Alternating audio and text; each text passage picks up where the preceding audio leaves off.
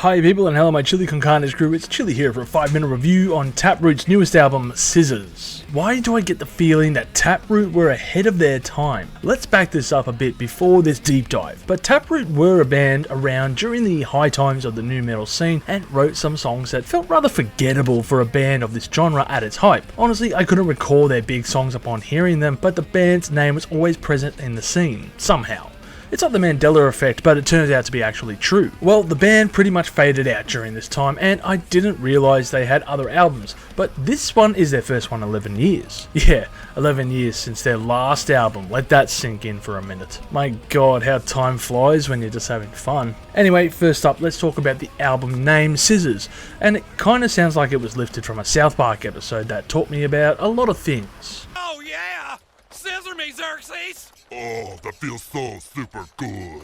But contrary to that video clip, this is not an uber good album. So, how is it? Well, I'm gonna let this South Park clip finish my sentence. Ha! Ha! Ha! Taproot have traversed over the last 20 years of once being an average nu metal band to become an average arenacore band, following suit in the Godsmack approach with this latest effort. Maybe like Godsmack's singer said, these new bands will be as big as Metallica and be the next big four. The big four of shithouse music. Reflecting over their past material, they did seem a little bit unique for the time, which is interesting because now they've evolved into their new sound, which is updated to the modern day metal scene, and it seems like a smooth transition to a degree, but fuck me does this album contain the Image Getty equivalent of metal hooks, downtuned guitar. Check. China cymbals. Check. All that's missing now is a guest appearance by another musician who has been in the scene for at least the last 10 years.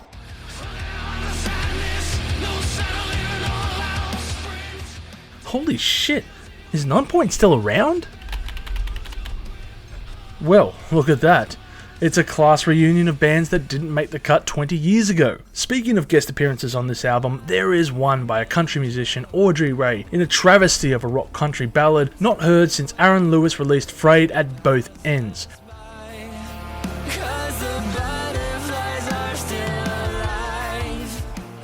Seriously, good on you Aaron Lewis for reforming with Stained and putting out a solid album. This whole album is just modern day generic heavy metal and is all things wrong with the music scene. I get it that not everyone is going to be different or pushing the envelope, but still it doesn't mean that you have to chase the trends. You can still do your own thing and retain your fan base. Limp Bizkit did it successfully with their last album and they stayed true to their sound, which is why that album is good. This, on the other hand, just feels like a band getting together and reforming using their name and status for another retirement fund.